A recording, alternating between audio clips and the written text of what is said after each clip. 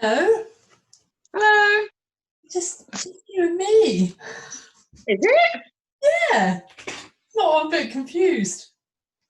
I wonder if they've forgotten. I remember you saying we did have one today and Friday, and then I've just been working all day and suddenly looked at the time and thought, oh gosh, and just looked quickly and I saw you left a note. I didn't have time to reply to it saying, is anyone coming? Well, maybe it's me because normally I post earlier in the day, don't I, about put your scale, and that slipped my mind. So maybe that's usually the prompt that makes people remember that. No, I think they're coming because there was some communication yesterday. I remember thinking Leslie was trying to arrange meetings on Mondays, which she's been really good at. Mm. And I thought I didn't want her to feel like we didn't want to do it this week because she'd lost her mum. So I kind of posted and said, look, it's great if you want to meet. If you don't want to, don't worry. And she posted back and said, I can't do Monday, but I will be with everybody on Tuesday. And I thought, oh gosh, what's the other lady's name? Not Geraldine. Jackie. Yeah. What Jackie had said, she's at a meeting or something on the Monday, but she would be with us on Tuesday. So I kind of thought, I've got the wrong one. I'm looking at me, not you. I thought everyone would be around. Well, it's very odd. And also, is there a delay on your screen between me speaking and the sound? Actually, yes, there is. I've had problems with my this system being slow all day today. So if it becomes really bad, I may turn off the video to try and preserve the sound quality, because there's nothing more frustrating than a bit. Yeah, it's not bad at all. I mean, it's only a little delay. Okay. It's not bad.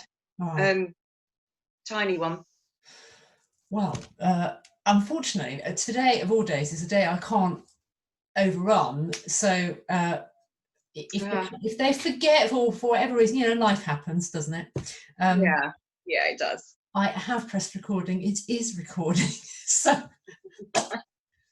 often just things come up along the way, don't they? And we all plan to attend, and you think, yes, I'm going to, and then something happens along the way, and you just can't. Yeah. It's just life, isn't it? It is. Well, it's really nice to see you anyway. How are you? Yeah. I don't know. Still so much going on, but I don't know. The difficult one. I just think I hit this group at a very odd time in life. Maybe not the right time to do the group. Not from your point of view, but from me feeling like I haven't possibly given as much, or because it's been so overwhelming on the work front. Yeah. That it's been difficult to really apply. I have been applying things. There's been lots of good things. Yeah. Coming out of it, but I've just worried a bit, thinking, oh, maybe it's me really. I just coincided with a completely difficult one-off period at work, which won't happen again. Yeah. So I've just been worried that I haven't sounded positive, my normal self. No, Sharon, honestly, I mean, I understand exactly what you mean, but from my perspective, you have showed up. You've done your best to put all of that aside as often as you can. God, my screen's behaving very weirdly.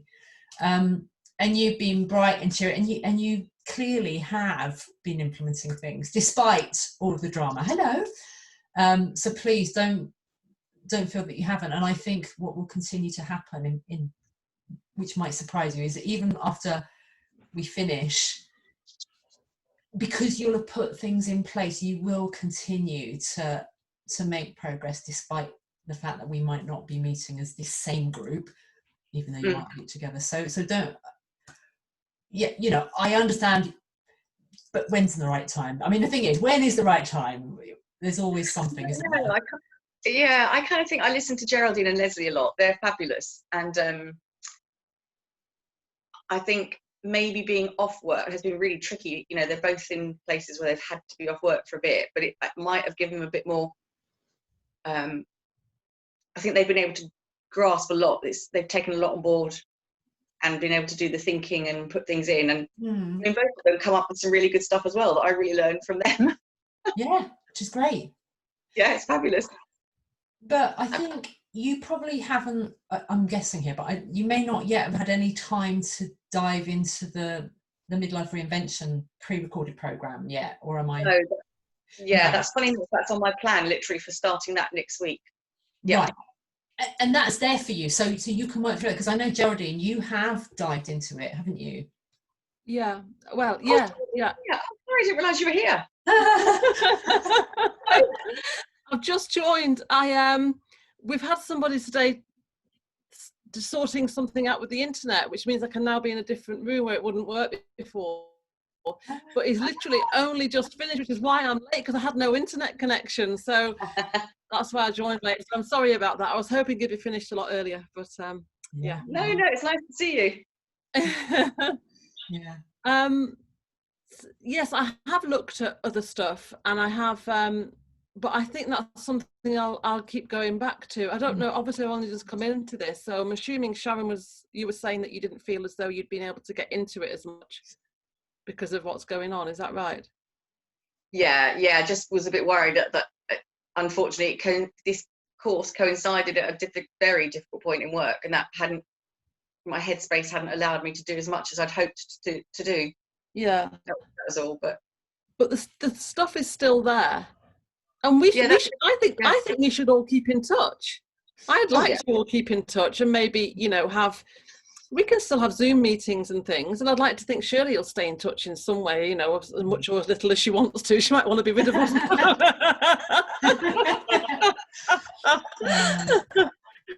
Well, I'm looking at creating some subscription models that are kind of low cost, where I'll do maybe weekly, but I mean, they can be anonymous, but I'm looking at maybe making just content available in a slightly more accessible way for certain people, that people can just come in and dive into stuff. So that's what I'm exploring at the moment. It clearly wouldn't work like this, because it would just be more about me blurbing content at people, and people can submit questions, but it won't be like this. So maybe that's something that'll be helpful. Anyway, what I wanted. So consequently. Oh, hello. I've got a whirring thing over Geraldine. I've got all gaps going on with vision and sound. I don't. It's very disconcerting. Oh. I think Geraldine froze for a minute. I think she's back now. I'm not sure. Oh. Can you hear me, Sharon? I can now. Yes. Yeah. Oh no. No, I can hear you now. Oh, I can hear you now. okay. But there was just I'm having it with mine. It's not just you. I've got it with my picture as well. A kind of what do they call it when you lose sync with sound and vision? Oh yeah. Yeah. But you were going to say something. You've probably forgotten now. Yeah. Oh yes, because I haven't had chance to go on to because I haven't had chance to go on the Facebook page today and put the scores down or things, because I've not been online. Then I've probably missed anything that's been said before the meeting. But I think now that everything's sort of back to normal a little, anyway, my score's probably still around 7, but I think I'm having some treatment on my back tonight. I decided to do the Bowen therapy, so I'm hoping that once I've had that, I'll be probably over my 7 score. I think that'll take me over the 7 score. So, yeah. I'll write that down, Bowen. Just writing the therapy name down. Oh yeah, Bowen. Yeah. Brilliant. It is the weirdest therapy, but yeah. It's great to hear you get so much from it. It's very odd, isn't it? Yeah, it is, but it's really good. But so hopefully it'll sort back out. It's a lot better than it was, but yeah. Anyway, sorry, Shirley. No, it's fine. I think we've all had a bit of a strange day, because I forgot to post to prompt everybody to do that. And you've been offline. Sharon's been busy. Jackie's obviously been busy, and Leslie's obviously got taken off by something. So it's clearly one of those days, isn't it? Yeah. But what I wanted to just cover today was something I think is quite important, because I think, and I know, Sharon, you're saying that you feel you haven't made as much progress as maybe you'd like to have done. but there is a real sense from me, and I think Geraldine picked up on it last time, that maybe it was a sense that was palpable and visible, that you have made some progress despite the challenges that you've been facing.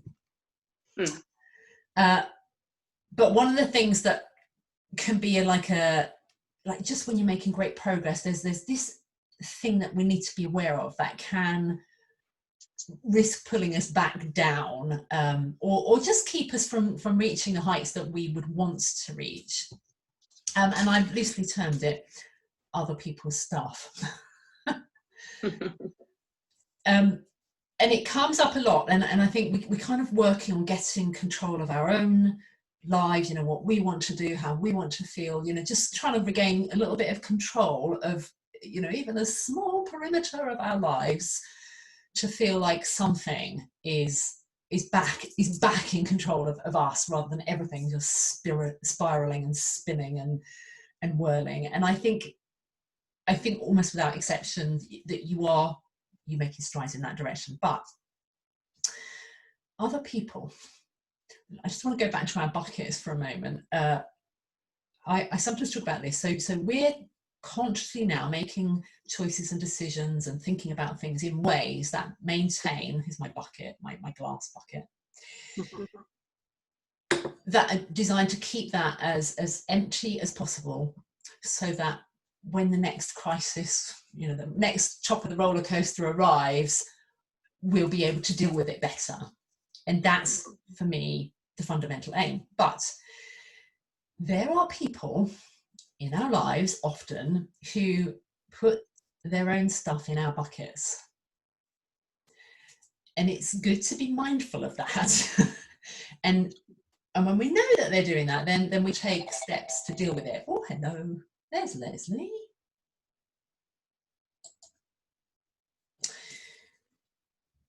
So I'm guessing you already have a sense, or maybe making a false assumption here, but a sense of maybe where that occurs in life. So I'm talking about different kinds of people. Hello, Leslie. Hello, sorry I'm late. Don't worry, nice to see you. I was as well. Oh dear. We're talking about what I call other people's stuff, people putting stuff in our buckets. Okay. So it could be other people and their emotional stuff, which could be anger. So they could be spilling anger all over us, like projectile vomiting anger. Oh, don't talk about that. Oh, sorry. I know what you're going to. I know what you're referring to. Yes. My daughter had an episode the other night that's still lingering in my car. She said what? Hmm? Say that again. I didn't catch everything you said then. Yeah, my youngest daughter had an episode in my car the other night, and the smell's still lingering. Oh, okay. Right. Well, right, sorry. Just I said I was going to be quiet, didn't I? So there's angry people, projectile vomiting. There's frightened people. We want to rescue frightened people. When they're frightened or anxious, there's a strong tendency for most of us to want to dive in and, let me rescue. And there's nothing wrong with that. We all want to support one another, and from time to time we're all going to need that. And this time spent with the group has demonstrated that beautifully, hasn't it? The way, different people's needs in the group have upped and downed, and you've supported one another through each of those things. And that's part of being human. So it's not about saying, right, hands off, I'm never helping anybody. I'm never rescuing, I'm never stepping in. But there are times in life, and there are people who, well, let's start with there are certain people. Let's start with that to begin with. People that we know who will rely on others always rescuing them from their anxiety, their worry, their fear, to the extent that they just expect you to do it. And I'd be surprised if we didn't all know at least one person who either currently falls into that category or has fallen into that category, where you want to be supportive, but so let's say, for example, your phone rings and you see who's ringing and you think, oh no, like even before you picked up, oh no, it's going to be bad. And there are people like that. And what happens is, if we're rescuers and we want to support and we want to be helpful, people have this antenna. I mean, it's actually called mirror neurons, but they pick up on it, they know it, and then we create a relationship. If we do something 3 times with someone, we kind of set a pattern. It happens really fast. That we've now set a pattern that says, I don't mind, you dump all your stuff on me, it's fine. But when we repeatedly do that, what we do is we're saying, I've got a little bit of space in my bucket. Why don't you put your stuff in here? And so their worries become your worries. And if we keep on doing that day in, day out, then, we don't have to be a genius to figure out, actually, then there's nothing left for you. So when your back is against the wall, when you need support, when you're overwhelmed and down and frightened and anxious, there's nothing left. And that's why it's quite important to think about, okay, how do I protect my bucket? Now I'm guessing, I've just made assumptions here, but am I, what do the Americans say, singing to the choir? I don't know, what do they say? Preaching to the converted? I don't know. Whatever it is. Yeah, I know exactly what you mean. Yeah. So we all have that experience, and it's not like, to begin with, it can be the hardest thing to deal with. And I think, Sharon, if you don't mind, I mean, what you've dealt with in the period we've been together is kind of an example of how you've wrestled a bit with that, of dealing with stuff that other people are spewing everywhere. Like, it's their emotion, just coming out whatever form that they might be rationalizing. But nonetheless, if you dive not very far beneath the surface, it's probably, their frustration, their anger, their anxiety, whatever it is, and somehow it became your problem.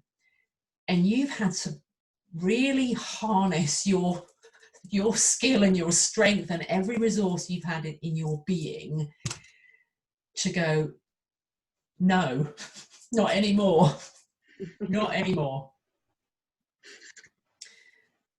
And that does take a huge amount of courage. But the good news is, the very fact that you've been able to access that courage says that you've already moved into a slightly better place to even be able to access that.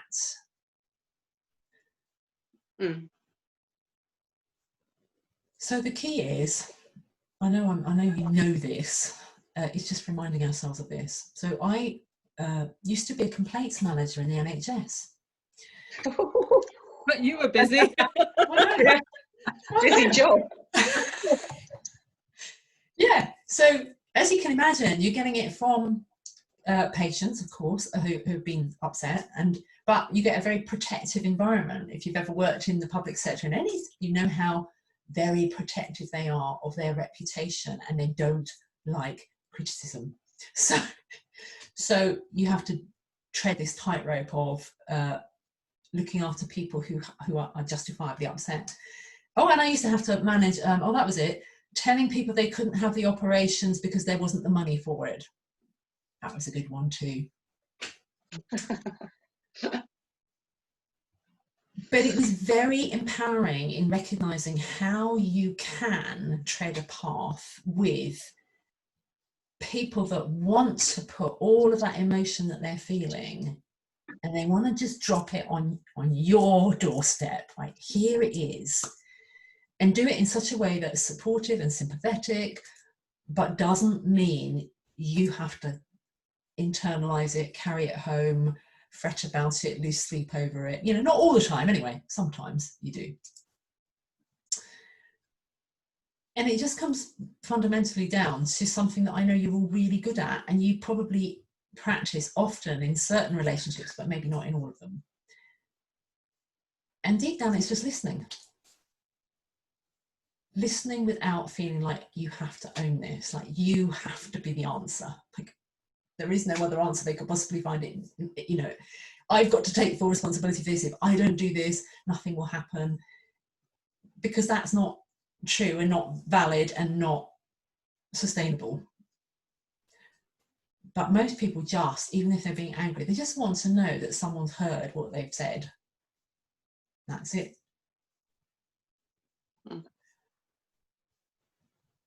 So as ever, I always feel like I know it's me that I'm meant to be delivering stuff, but I also don't like to be feeling like I'm just vomiting is my word for the day. Just throwing stuff at you.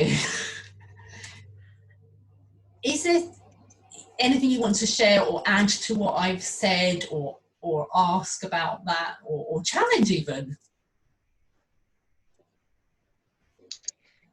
I was thinking about that. I think it's, yeah, that's, we all know that's true, and there's, you know, people, I suppose situations as well.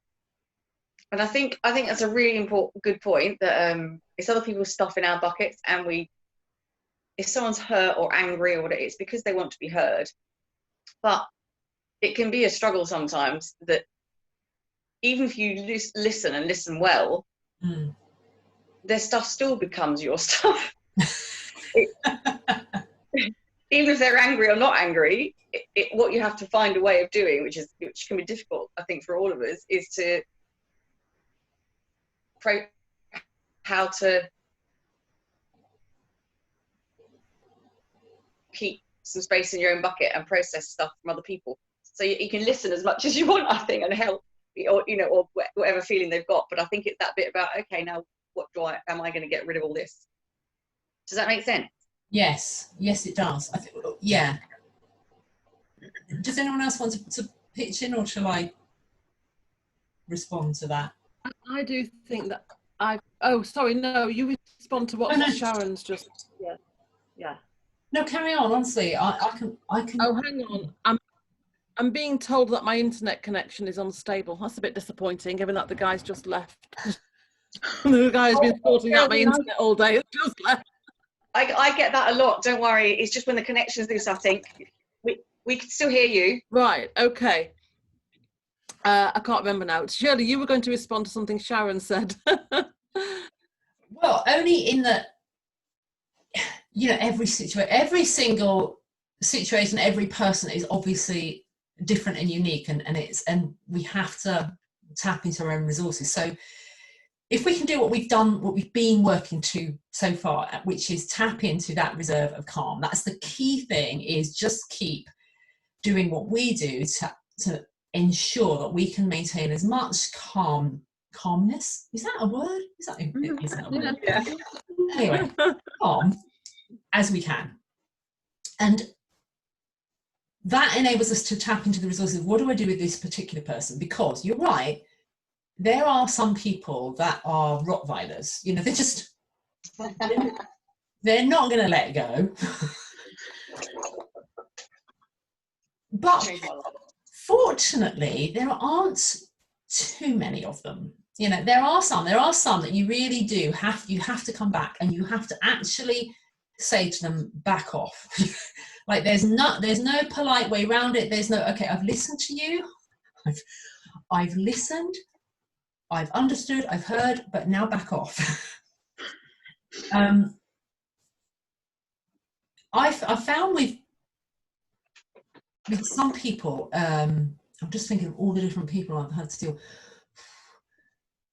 As I say, every situation is different. So the hardest ones, in my experience, would be people that are politically motivated. They're pretty tricky, and I suspect, Sharon, you probably deal with quite a few of those.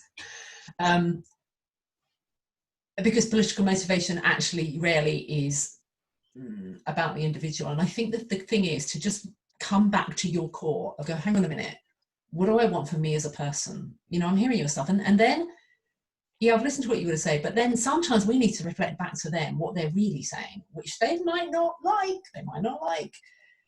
That they're, it's just about protecting you. So here's what I'm willing to do. Here's what I can do. Here's what I'm capable of doing. Here's what's possible. Here's what's not possible.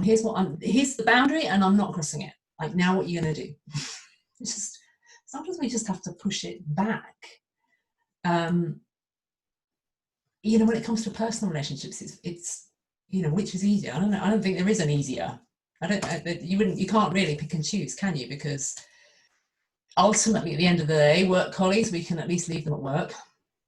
Maybe not in our heads, but we can leave them there. And families, shall I? Shan't I? They drive me nuts. But in my experience, I could diffuse a lot of people by listening, and then partially, in fact, what that is very, very unnerving from stepping into their shoes and kind of go and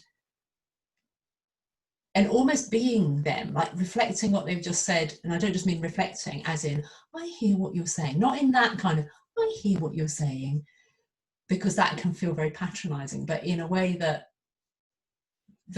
makes them feel like you have stepped into their shoes, and then that takes the wind out of their sails. It's like, oh, okay. And then walking a journey for them. It's like, well, okay, based on what I've heard about what you said, I totally understand. And if I were in your shoes, I'd feel exactly the same way. Totally get it. You know, I would want this and want that and want whatever. But sadly, you know, that's not how life is. And it's very difficult for me, because I'm thinking of examples from my life and I could share them specifically, but it won't help necessarily, because we're all in our own space. But I have been able 99 times out of 100 to get people from a state of ranting and raving, and it's everybody else's fault but theirs, or they want something done now, to a place of rationality, which, you know, and I don't think it's because I've got a great skill in that. It's just being able to access and know what I want for me, you know, and what's possible for me. Go, here's what's possible. I can do this, but I'm not superhuman. And I think that vulnerability is another tool in your armory of feeling more confident about yourself and what you want for you, is feeling confident enough sometimes to allow some vulnerability through that says, yeah, do you know what? I got that wrong. Or sometimes I get it wrong. Or I might never get this right, you know, or whatever it is, it can wrong foot people. And it's not with that intention. The intention is always to simply protect your bucket. And sometimes being vulnerable, it can do that, because it's actually less tough to be ourselves. It just feels more centered and calmer, you know. And I think, Sharon, when you told us, was it last week when you told us what had happened at work and what you'd said, even though it presents another challenge, that the way you expressed it, I had a real sense of, oh, like an exhalation of oh, thank goodness, you know. And that ability to be ourselves, is just being more of ourselves, actually, without having to fight for it, without having to defend the boundaries of our bucket with swords and no one's coming in. Just being. It's like, this is who I am. This is what I want for me. This is what I can give you, and this is what I can't give you. That's it. Yeah. I don't know if that is that helpful, or is it just like, yeah, well, that's all very well for you, Shirley, but I think that for me personally, I've struggled with people dumping on me, as I put it, because I've had it from people who, I mean, even from my own mother, and you know, and I know that I've mentioned to you, Shirley, about my relationship with my mum, which I suspect is very different from the kind of relationship that you and Leslie had with your mothers, and I don't know, Sharon, possibly, but I haven't felt able to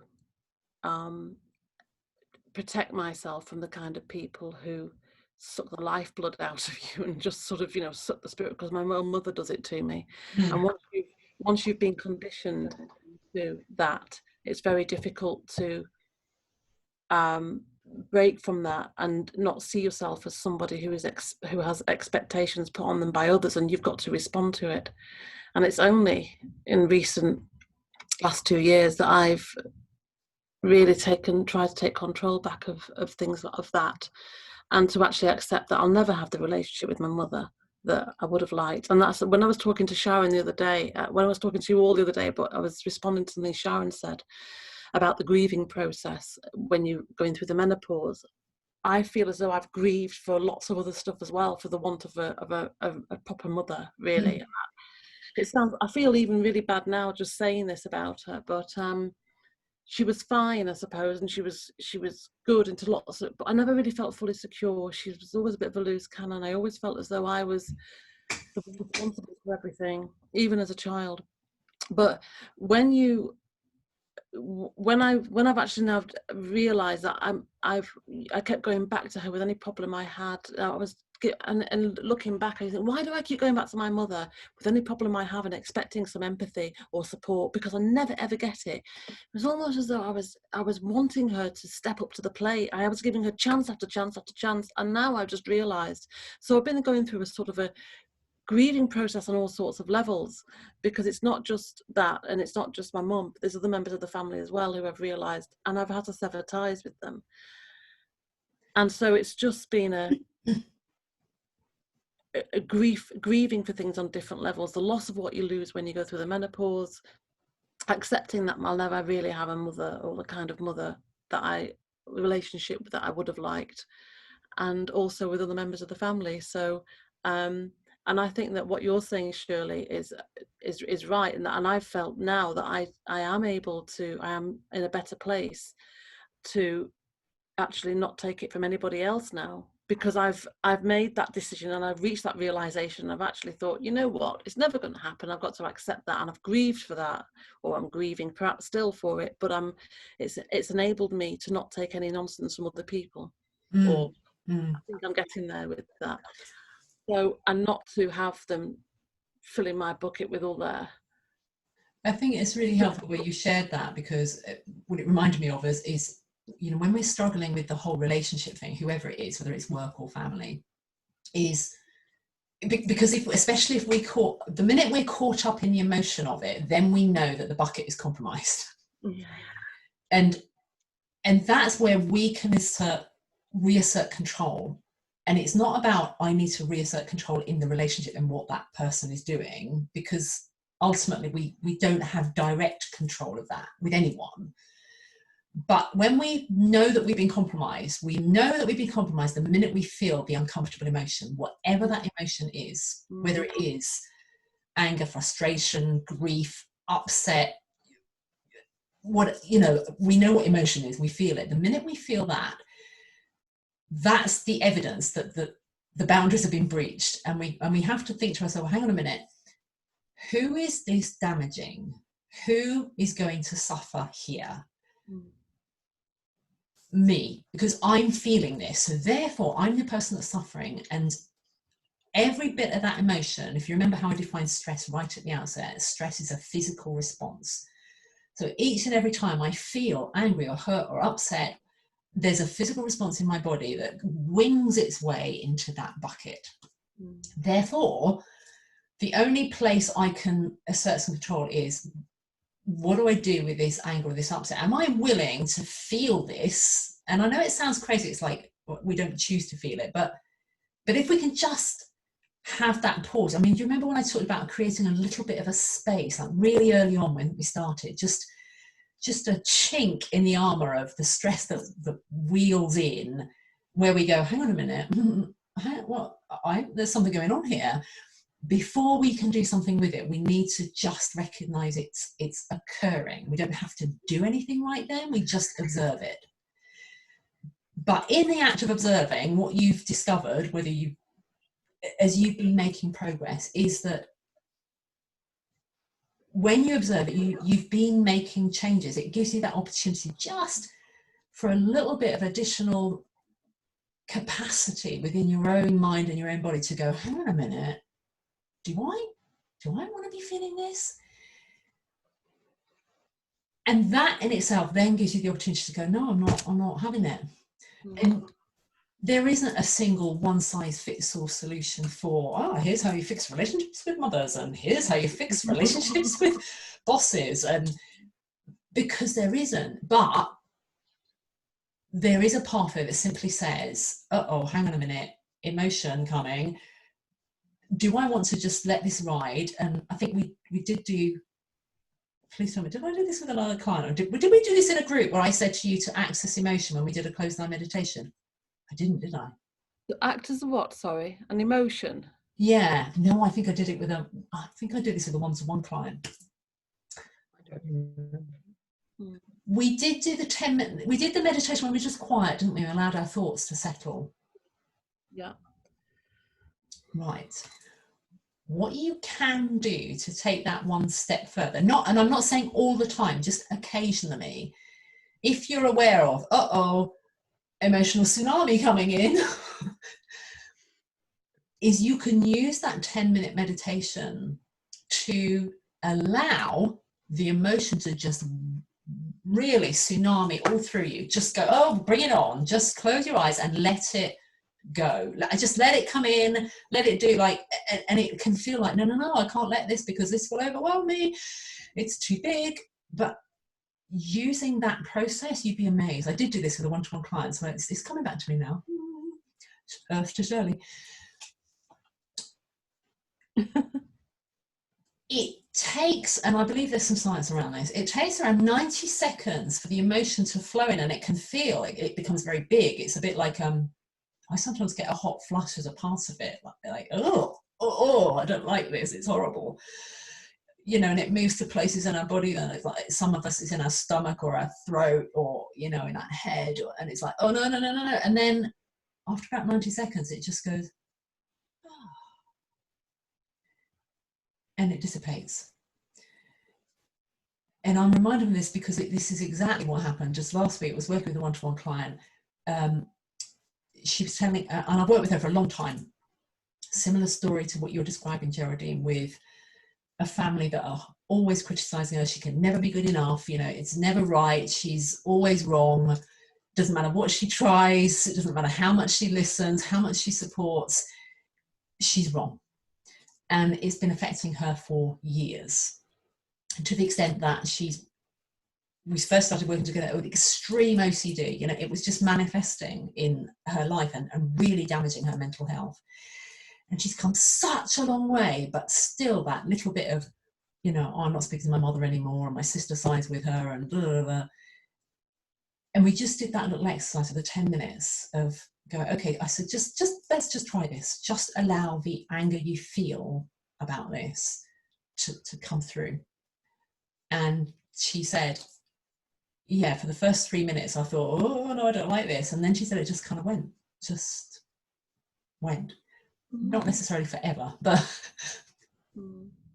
in that moment, it's buying you that space. Because if you can do that, then you've protected your bucket.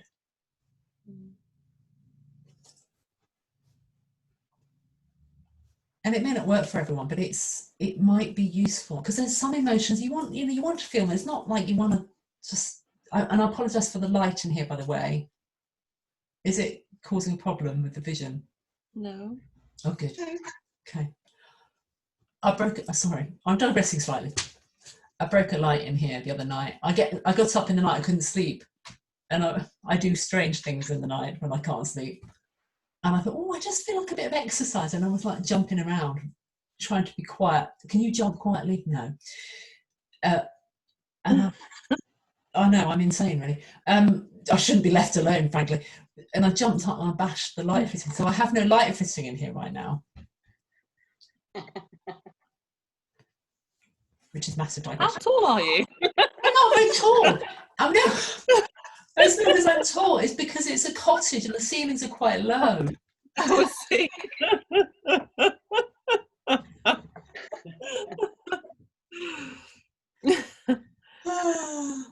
Anyway, we can see you. So does that help at all, do you think? There is a meditation that I have done. I haven't done it recently, where you are supposed to just let the feeling come in and breathe. You breathe into it. You just, where do you feel it in your body? Breathe into that area of the body, and then that. So yes, it does make sense, and I think that I'll try it again actually when I'm next feeling this horrible sensation, like an anxiety in my stomach, when I'm feeling as though I'm something's expected of me and I've got to make everything right. That's when yeah. And that doesn't happen as much anymore because I'm not speaking to the people who used to do it to me. So. That's a good thing. That's really good, but I think it's also, it's recognizing in ourselves that desire to want to put things right for other people, because it can happen in the future with other people that come into our lives, that if we don't actually realize what we're doing and protect that bucket from that, we can replicate that in the future with other situations. And I know this from my own experience. I went through so much of my life just leaving behind things and thinking I'd solved problems because, well, they weren't in my life anymore, so why was that a problem? But actually still rising to the bait, like always the same button. My buttons could get pressed. If you knew how, you could press them. And it was when I realized, I have to handle this. I have to figure out how to deal with having my buttons pressed. That's the only solution, is what do I do about me having my buttons pressed? And I think the final thing I just want to add into the mix, which I think is very common for people like us who get into this stage of menopause where it all becomes overwhelming, and we used to be such an incredible coping people and now we feel like we're insane, incapable beings, which thankfully I hope is shifting. But one of the things, and I think it came up in another session we were doing, is when we have that, oh, for goodness sake, I'll do it. Do you know when like a job's worth doing? Well, I'll do it. All the time. And yeah. It makes sense when you do that to begin. So sometimes it seems like it makes sense because you think, no, because if I let someone else do it, and they do it wrong, then I'll be adding things to my bucket because I'll be annoyed or upset or will be delayed or this won't happen or that won't happen. Do you know what I mean? And we're future forecasting. And when we do that, we're building things in our bucket. We're future forecasting all the things that could go wrong. So it seems to make perfect rational sense, but it doesn't if what happens is we train people to not do things, and especially to not do them well, because they think, she'll do it. I don't need to worry about that. I can't do that. Or why don't you do it? Or, people have a capacity to act incapable, sometimes on purpose. And so I would just say, be mindful if you think you might be doing that, just be mindful of what you might be setting up for yourself, that a short-term fix may be a long-term camel on the back, if you can have a camel on your back. So Leslie, just make sure you don't turn into the gas engineer. I know that. So time has run away with us this week, and I want to give you an opportunity to pitch in a bit more, and it feels very weird for me today because I literally have the worst signal and I'm seeing myself. It's like watching Marcel Marceau. Always horrible, and it's like that, when you're on the phone and the sound is. Oh yeah. Yeah. Oh, does that happen to you as well? Oh yeah. It's awful when you hear yourself. Yeah. No, good luck, Jackie, for watching the replay.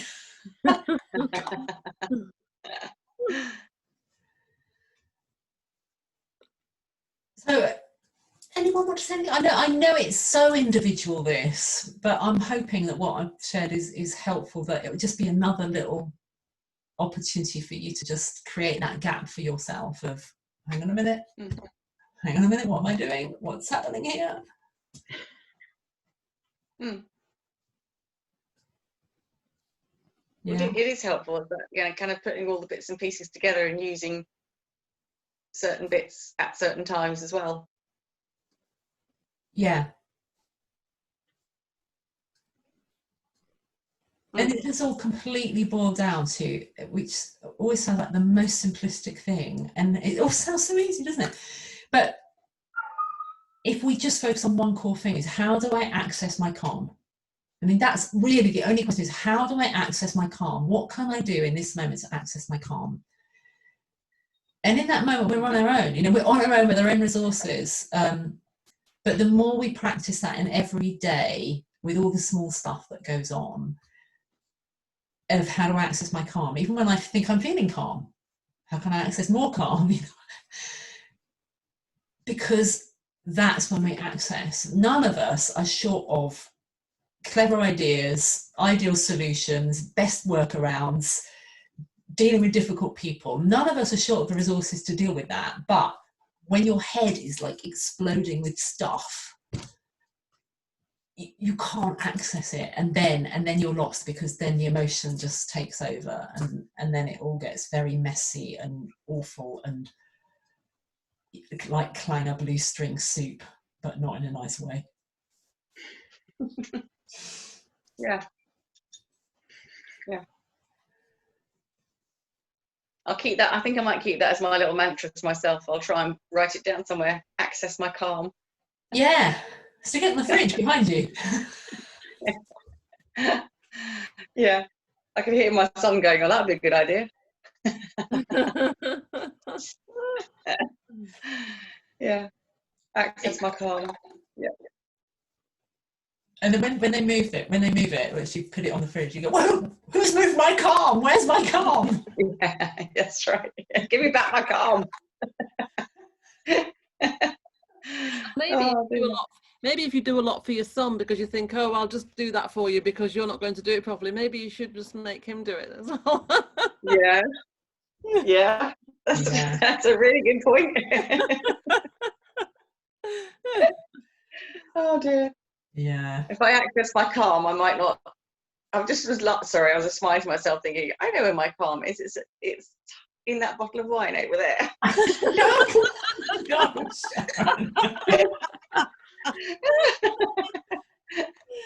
Oh dear. Well, maybe I'll try and access my calm before I access the bottle. That sounds great.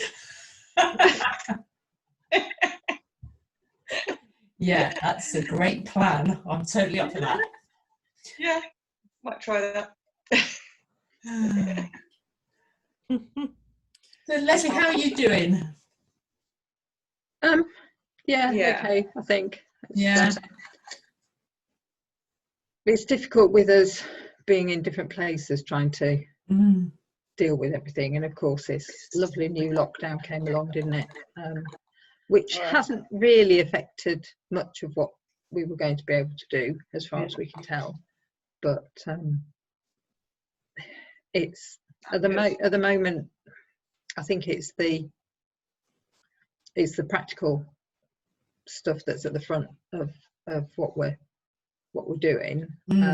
Each one of us has taken it a little bit differently. One of my sisters is sort of not quite bowing out of what we're doing at the minute, but she's not coping as well. So my other sister seems to be doing the lion's share of the work. We've sort of I need to be supporting her, because otherwise she's going to crack as well. So, but on top of that, I've still got these other things at home as well. With the boiler man and the and what have you, and added to my adventure in the car the other day in trying to clean it out. I think I might have to have a visit to the garage as well to reset one of the electrical things by moving the seat a lot. It's like, oh no, not another thing, But at the moment, I mean, they're there, but I think few months ago or last year, I'd have dealt with them worse. So I think at the moment I'm dealing with things better than I would have done if it was last year. Maybe. I Good. think. Yeah. I mean, it's a difficult time, and you can't, given what you're going through right now, you can't keep your bucket empty. I mean, this is exactly the kind of time that you want that bucket to be there for you, because that's when it will fill. There's nothing you can do about that. And I had the same thing. I knew, okay, and you can just keep practicing the things that, as I say, access your calm as best you can. Keep practicing the things that support you, knowing that it is gonna, the levels will be rising, but as long as you keep focused as much as you can on what you need to do for you, you will come out of the other side quicker and more easily. And just, it's easy for me to say, but just be mindful that when you're supporting other people, that it's not to the detriment of not supporting yourself. It is a very difficult balancing act, that one, isn't it? Yeah. But this business about finding your own space to, unfortunately my husband doesn't quite understand this concept. It's like, if I'm not doing things, I'm relaxing or wasting time or something. So to actually find somewhere and sit and meditate or listen to another podcast or whatever, it's not completely difficult, but I'm just aware that he thinks I should be doing something else sometimes. Right. On the door. Sorry? Do you have a room with a lock on the door? Only bathrooms. Well, maybe you need to get the locksmith in and just have a on the door so you can lock yourself. No, he's got his pottery that he has in most evenings. So as long as I make some time then after dinner and I don't mess about clearing the kitchen too long, then I have got some space there as well. So that's fine. But you can train people sometimes just by actions, because when I started my meditation, so my partner's really supportive of all kinds of things. He's great, but my son is not his son, and he used to find it incredibly amusing. He would come in and the very fact that I'm sitting there quietly would he'd want to make jokes and laugh and do all that kind of stuff that's designed to put you off, not because he thinks it's funny, but just staying in the zone. Like, I was very committed to my meditation. I wasn't gritting my teeth thinking go away. I was just thinking, because I've been taught that in meditation, that it doesn't matter what sound is going on. It doesn't matter. I don't care. I've meditated in the middle of the Bristol Harbourside Festival, sitting on the harbourside with people all around me, as a kind of, I can do this. I can do this. I've done it in airports, in departure lounges, as a test, because it doesn't matter. The whole point of meditation is, this is my space. Once I close my eyes, I'm in my space. So you can do what you damn well like. You can talk to me, but I'm not answering you. You can dance naked and do what you damn well please, but I'm not opening my eyes, and I'm not listening, and I'm not looking. And eventually they get bored and they realise that, they might go, she's going to be doing it for 20 minutes, come back, and your husband will eventually get the message. Get away for 20 minutes. Yeah, we have got enough rooms that we can spread out and not necessarily disrupt each other on purpose. So just making the right space. Good. All right, ladies, I'm going to love you and leave you, and we have our last gathering as a group on Friday. So as ever, I know I've been a little bit slow today as well. If we can think about our numbers, so we can think about what number we're closing this particular part of the journey on, that'd be really useful. And maybe just to reflect on, if you like, when you're thinking about what's been good, pluck it from anywhere in the past 6 weeks. We're now on 6 weeks. Any small things, it doesn't matter whether it's big, large, small, it's just anything that springs to mind. So it could be I don't know, I watched a bird of a bath in my garden today, or I don't know, or I won a Entrepreneur of the Year award.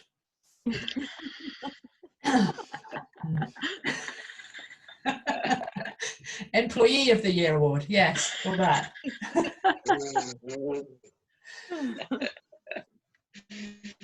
Okay. Okey-dokey. Have a Okay. lovely rest of the week. And I'm just thinking, Leslie, your funeral's on Friday.